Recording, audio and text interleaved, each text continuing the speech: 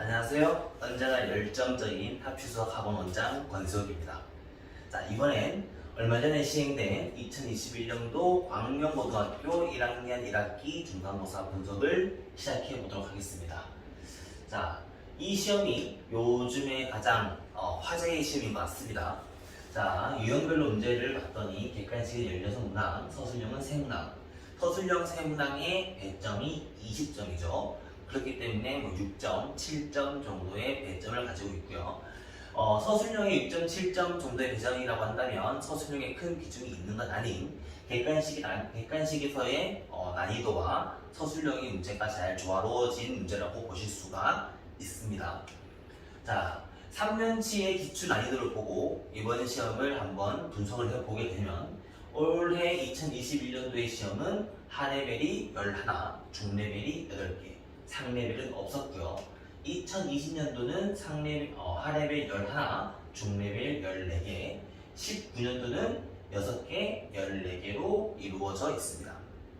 자, 보시면 아시겠지만 이걸 보시면서 대부분 분들이 저 레벨이 맞나? 라고 느끼실 수 있을 것 같은데 이 레벨은 객관적으로 주관적인 저의 판단으로 만들어진 난이도라고 보시면 될 거고요. 제가 하레벨이라고 말하고 싶었던 단어는 문제를 기본적으로 문제를 풀 수 있는 정도의 레벨이면 하레벨, 중레벨은 그거를 한두 번 정도 활용을 하고 응용을 해야 되는 문제가 중레벨이라고 본다면 이 문제는 거의 대부분이 하레벨과 중레벨로 이루어져 있다고 보실 수가 있습니다. 자, 이번에 레벨을 결정지었던 킬링 문항을 한번 살펴본다면 첫 번째 객관식 13번에 있을 수 있겠는데요. 객관식 13번은 이차 함수와 x축과의 교점의 개수에 관한 문제로 이 문제가 이차 함수와 x축까지 교점은 많이 다뤄봤던 문제이긴 합니다. 그런데 그 문제가 상수로 되어 있는 게 아니고 문자로 되어 있다 보니 아이들이 그 관계를 일일이 비교하고 확인하는데 조금 어려움이 있을 수도 있었을 거라고 판단을 하고요. 더군다나 기억, 니은, 디귿 문제는 아이들이 언제나 까다로워하는 문제가 되겠죠. 다시 말하면 세 개를 기억, 니은, 디귿을 전부 다 알아야지만 맞출 수 있는 문제이기 때문에 실질적으로 아이들이 가지고 있는 부담감은 크다고 보실 수도 있겠습니다. 두 번째, 객관식 16번이 되겠습니다. 객관식 16번은 나머지 정리를 활용한 문제로 쉽게 풀리지 않을 수는 있겠지만 많이 접해본 문제라고 보실 수 있습니다. 다시 말하면 f랑 fx 함수랑 g 함수가 합과 차와 곱해서 어떤 인수를 가졌다라는 그런 관계를 물어보는 문제로 나머지 정리 문제에서 웬만큼 활용 문제를 풀어보셨으면 이 문제는 그렇게 난이도가 높았다고 판단할 수는 없었을 것 같습니다. 마지막으로 논술형 3번은 2차 함수 문제와 1차 함수의 교점, 즉 근의 관계를 물어보는 문제였습니다. 이것 또한 함수의 해석력을 물어보는 문제로 충분히 해결이 가능하다고 보실 수 있습니다. 자, 여기까지만 말씀을 드리고 제가 조금 설명을 덧붙여서 말씀을 드리게 되면 제가 넘어가서 5단원부터 말씀을 좀 들어보도록 하겠습니다.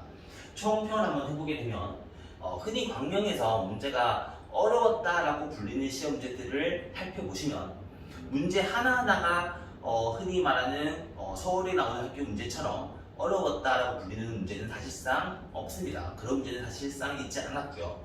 거의 대부분이 시험 초반부터죠. 쉽게 말하면 한 7번 혹은 8번부터 문제가 술술술술 풀리는 문제가 아닌 한두 번 꼬아낸 문제가 있다 보면 아이들이 그 시험을 볼 때 가지고 있는 심리적인 압박이 오기 때문에 흔히 멘붕에 빠지는 상황이 생기기 때문에 이 문제는 이런 종류의 시험은 문제가 크게 점수가 갈라지게 되는 거죠.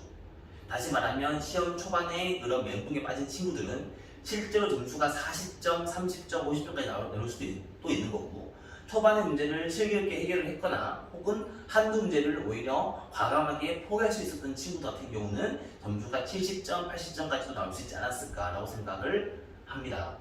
더군다나 제가 사실 제일 하고 싶었던 말 중에 하나인데 냉정하게 이번 시험 문제가 어려웠을까라고 물어본다면 저는 개인적으로 아니었다라고 생각을 하고 싶었습니다.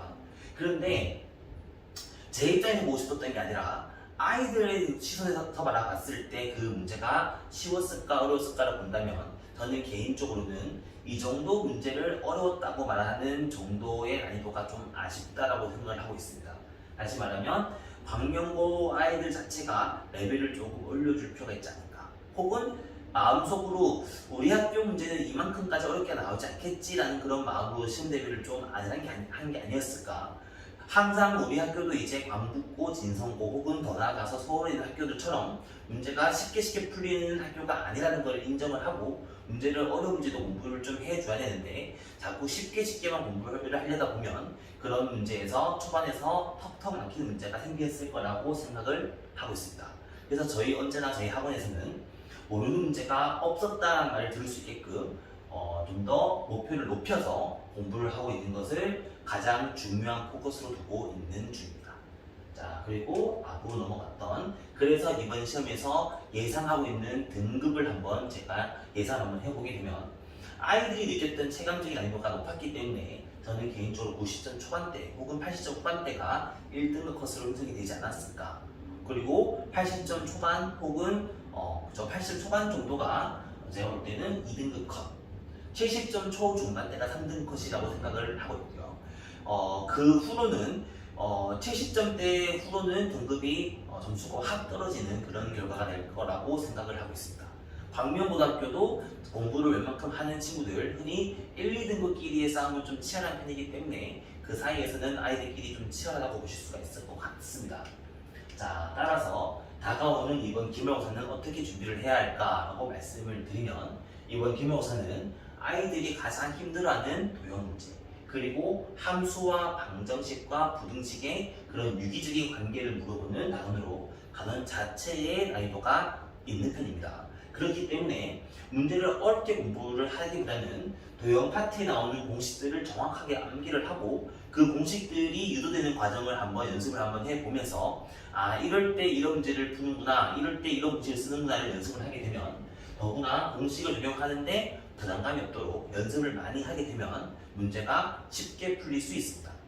실제로 많은 친구들이 저랑 상담을 할 때 선생님 중간고사 때까지는 점수가 8, 90점대가 잘 나왔는데 90점, 기말고사 때는 등급이 완전 망가졌어요 라는 친구들이 있는데, 그런 친구들을 제가 확인해보면 공식이 완벽하게 암기가 되어 있지 않은 경우들이 많습니다. 그렇기 때문에 공식을 정확하게 외우고 공식을 쓰는데 부담감이 없어야 그 공식을 가지고 활용을 할 수 있기 때문에 아이들한테 정확한 공식을 암기시키는 게 가장 중요하다고 생각을 하고 있습니다.